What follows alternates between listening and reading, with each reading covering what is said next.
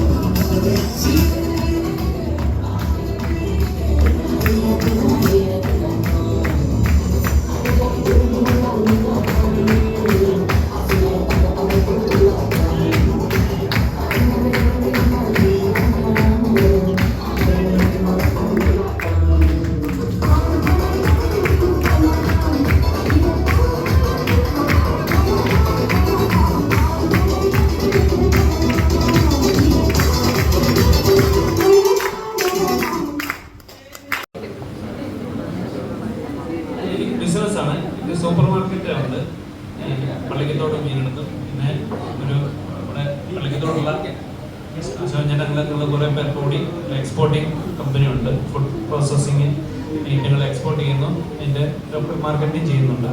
അങ്ങനെയും നടക്കും.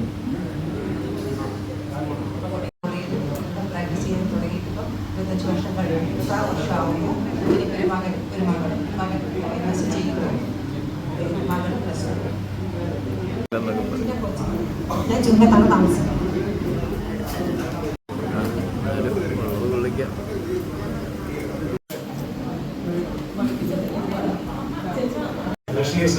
LKG പഠിക്കുന്നു.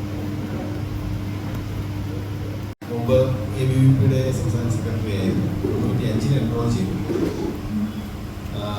ഭാര്യയും 2 മക്കളും. ഭാര്യ സ്വന്തമായിട്ട് പരിചയപ്പെടുന്നത് പിന്നെ മക്കളുടെ കാര്യം പറയാം. മൂത്ത മകൻ നവനീത് അവനിപ്പോൾ കാനഡയിലാണ് ജോലി ചെയ്യുന്നത്. കാനഡയിൽ നിന്ന് ബിടെക് കഴിഞ്ഞിട്ട് അവിടെ ജോലി ചെയ്യുന്നു. അവൻ്റെ കല്യാണം കഴിഞ്ഞതാണ്. ഭാര്യ LLB-കാരിയാണ്, ലക്ഷ്മി ദേവി. അവളിപ്പോൾ കാനഡയിലാണ്. രണ്ടാമത്തെ മകൻ നിരഞ്ജൻ, അവൻ MS ഐസറിൽ നിന്ന് കഴിഞ്ഞിട്ട് ഇപ്പോൾ US അലബാമ യൂണിവേഴ്സിറ്റിയിൽ PhD ചെയ്യുന്നു, ഫിസിക്സ്, ആസ്ട്രോഫിസിക്സ്. ഭാര്യ ജലജ.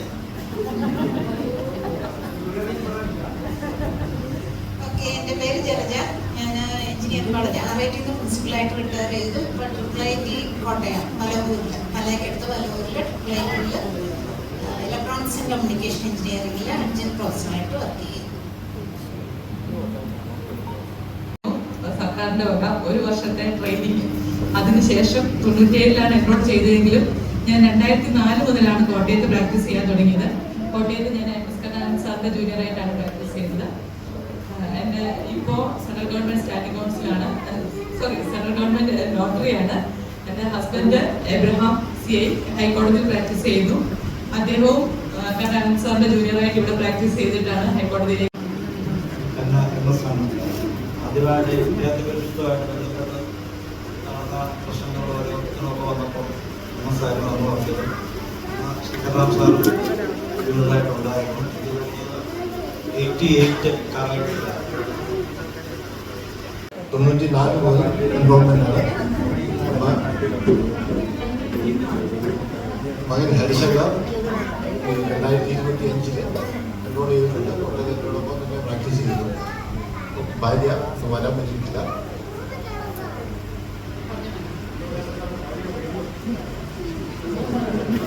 എൻ്റെ പേര് ഹരിശങ്കർ. ഇവിടെ ലീഗൽ തോട്ടിലാണ് പഠിച്ചത്. ഈ വർഷം ജൂണിലായിരുന്നു എൻറോൾ ആയത്. അപ്പോൾ അമ്മയുടെ പേര് ശോഭ. എറണാകുളത്ത് തെക്കോട്ടാണ് പ്രാക്ടീസ് തുടങ്ങി. അതിനുശേഷം വൈക്കത്തേക്ക് പ്രാക്ടീസ് ചെയ്തു. അഭിഭാഷക പരിഷത്തിന്റെ ജില്ലാ ജോയിന്റ് സെക്രട്ടറിയാണ്. കോട്ടയത്തിലെ ചാർജ് പ്രഭാരിയാണ്. ഒരു മോനുണ്ട്, ഡിവോഴ്സ്ഡാണ്. ഒരു മോനുണ്ട്, 8ാം ക്ലാസ് പഠിക്കുന്നത്. ചെന്നൈയിൽ പഠിക്കുന്നതുകൊണ്ടാണ് കൊണ്ടുവരാൻ പറ്റാറ്. കുമരകമാണ് സന്ദേശം. 2010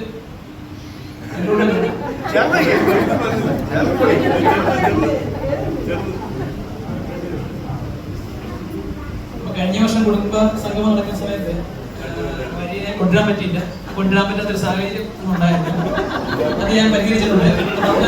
പ്രത്യേകം പറഞ്ഞായിരുന്നു നമ്മൾ ഈ എണ്ണം വളരെ കുറവാണ്, പാർട്ടിസിപ്പൻസ് കുറവാണെന്ന് പറഞ്ഞു. അപ്പൊ എന്നെ കൊണ്ട് പറ്റുന്ന തരത്തിലുള്ള പരിശ്രമങ്ങൾ ഞാൻ ചെയ്യുന്നുണ്ട്. അപ്പോൾ ഇതൊരു ആവേശമായി കണ്ടുകൊണ്ട് ബാക്കിയുള്ളവരും ആ ഒരു പാതയിലേക്ക് വരണമെന്ന് പറയാറുണ്ട്. ഈ പറയുന്ന 3 കുട്ടികളാണ്. മൂത്തയാള് ഇഹാൻ, ചിന്മയില് 3ാം ക്ലാസ് വിദ്യാർത്ഥിയാണ്. ഇത് അഹാൻ, ചിന്മയില് ശിശുവാട്ടിയാണ്. ഇത് ഹൃദാൻ. വൈദ്യുതിയെ കൊടുക്കാം. എൻ്റെ പേര് സുജ. ഞാൻ ഇസാമിനായിട്ടാണ് വർക്ക് ചെയ്യുന്നത് വൈക്കത്ത്.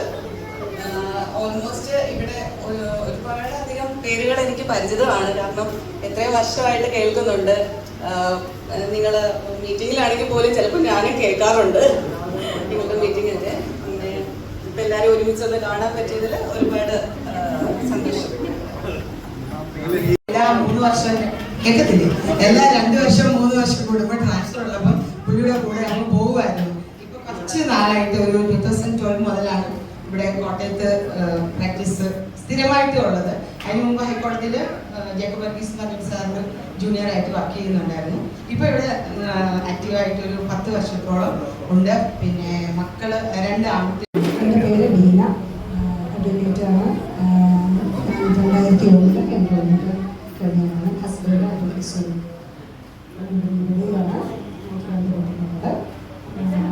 മൂത്ത മോനും മോളും ഞങ്ങൾ മോള് 2 പേരും വരാൻ എല്ലാ പ്രാവശ്യവും ഇവിടെ വന്ന പാട്ടും പരിപാടിയൊക്കെ പങ്കെടുക്കുന്നതായിരുന്നു.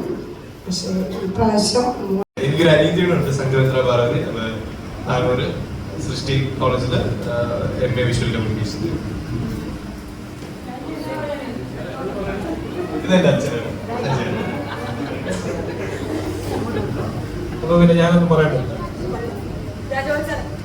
എൻറോൾ ചെയ്തതാണ്. ആദ്യം ഞാൻ ജോസൂട്ടി സാറിന്റെ ജൂനിയറായിട്ടാണ് പ്രാക്ടീസ് തുടങ്ങിയത്. ഇപ്പൊ ഞാൻ അനിലേഖിര സാറിന്റെ ജൂനിയറാണ്.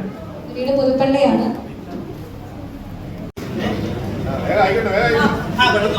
ഞാൻ രാജഗോപാലാണ് കോട്ടയത്തുണ്ട്.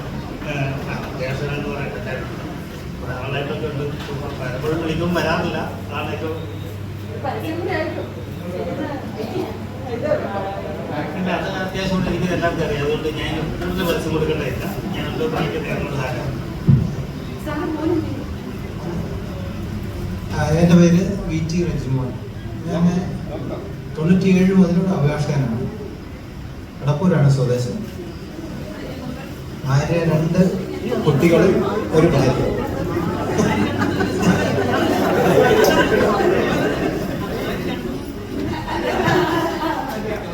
മൂത്തയാൾ LLB ജസ്റ്റ് കഴിഞ്ഞു, രണ്ടാമത്തെ ആൾ 10ാം ക്ലാസ്സിൽ.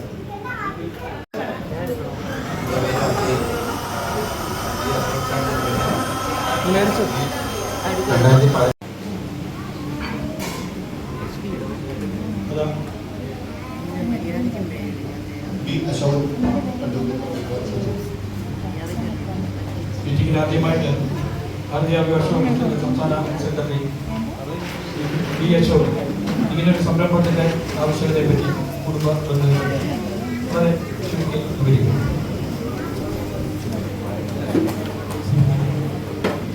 ബഹുമാന്യ അധ്യക്ഷൻ ശ്രീ സന്ദീപ്, നമ്മുടെ സംഘടനയുടെ സംസ്ഥാന പ്രസിഡന്റും നമ്മുടെ കോട്ടയം ജില്ലയുടെ ഇൻചാർജായി നിശ്ചയിച്ചിട്ടുള്ള ഡോക്ടർ രാജേന്ദ്രകുമാർ അവർ, സീനിയർ അഭിഭാഷകൻ നമ്മുടെ മാർഗദർശിയുമായിട്ടുള്ള ശ്രീ MS കരുണാകരൻ. ഭാഷാക പരിഷത്തിന്റെ പ്രവർത്തനത്തെ സംബന്ധിച്ച് നമ്മുടെ കേരളത്തിലെ സാഹചര്യത്തിൽ ഇന്ന് സക്രിയമായി മുമ്പോട്ട് പോവേണ്ടതിന്റെ ആവശ്യകത കൂടി ചൂണ്ടിക്കാട്ടിയാണ് അഭിഭാഷക കുടുംബ സംഗമ സമിതി. ഞാൻ മുമ്പ് സൂചിപ്പിച്ചതുപോലെ കേരളത്തിലെ പ്രധാനപ്പെട്ട അഭിഭാഷക വിഷയങ്ങളിലും നിയമ വിഷയങ്ങളിലും അഭിഭാഷക പരിഷത്ത് ഇടപെടുന്നതോടൊപ്പം തന്നെ മുഴുവൻ അഭിഭാഷക സമൂഹത്തെയും പ്രതിനിധാനം ചെയ്യാൻ പറ്റുന്ന തരത്തിലുള്ള നമ്മുടെ പ്രവർത്തനം മുമ്പോട്ട് പോകുവാൻ വേണ്ടിയിട്ട് ഏതൊക്കെ തരത്തിൽ നമ്മുടെ പന്ഥാവ് നമ്മുടെ മുമ്പിൽ കുറച്ചുകൂടി വ്യക്തമായും അതുപോലെ തന്നെ കാര്യക്ഷമമായും പ്രവർത്തിക്കണം എന്ന രീതിയിലുള്ള നിരവധി പരിപാടികളാണ് അഭിഭാഷക പരിഷത്ത് ആസൂത്രണം ചെയ്തത്. നമ്മുടെ മുന്നോട്ടുള്ള പ്രയാണത്തിൽ നമ്മുടെ കുടുംബാംഗങ്ങളുടെ മുഴുവൻ പിന്തുണയും അതുപോലെ തന്നെ അനുഗ്രഹവും നമുക്ക് ആവശ്യമുള്ളത് കൊണ്ടും ആണ് ഇത്തരത്തിലുള്ള ഒരു കുടുംബ സംഗമം നമ്മൾ സംഘടിപ്പിച്ചിട്ടുള്ളത്.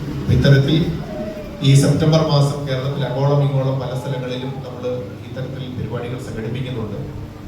ഇതിന്റെ ഒരു പ്രാധാന്യം നമ്മൾ മനസ്സിലാക്കേണ്ടത്, നമ്മൾ പലപ്പോഴും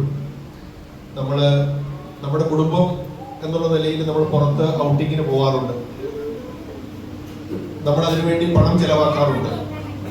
അപ്പൊ ഇങ്ങനെ നമ്മൾ പണം ചെലവാക്കുന്നതിനോടൊപ്പം തന്നെ ഒരു പ്രധാനപ്പെട്ട ഒരു രാഷ്ട്ര കാര്യത്തിന് വേണ്ടി സംഘടിച്ചിട്ടുള്ള നമ്മൾ ഒരുമിച്ച് നിൽക്കുന്നത് ഇത്തരത്തിൽ നമ്മുടെ പ്രവർത്തകർ തമ്മിലുള്ള ബന്ധത്തെ ഊട്ടിയുറപ്പിക്കുവാനും പരസ്പരം മനസ്സിലാക്കുന്നതോടുകൂടി നമുക്ക് സംഘടനാ പ്രവർത്തനത്തിൽ പരസ്പരം മനസ്സിലാക്കി മുമ്പോട്ട് ഓരോരുത്തരുടെയും ദൗർബല്യങ്ങളും അതുപോലെ തന്നെ ശക്തിയും തിരിച്ചറിഞ്ഞ് പരസ്പരം സഹായിച്ച് കൈത്താങ്ങായി മുമ്പോട്ട് പോകാൻ വേണ്ടി സഹായിക്കണമെന്നുള്ള ഉദ്ദേശത്തിലാണ്. അപ്പം അതുകൊണ്ട് പരസ്പരം പരിചയപ്പെടുന്നതിലൂടെ നമ്മുടെ സംഘടനാ സംവിധാനവും അതുപോലെ തന്നെ സംഘടനയുടെ ലക്ഷ്യവും കൈവരിക്കുവാൻ ഇത്തരം കൂട്ടായ്മകൾ ഉപകരിക്കണമെന്നുള്ളതാണ് നമ്മുടെ ഉദ്ദേശം.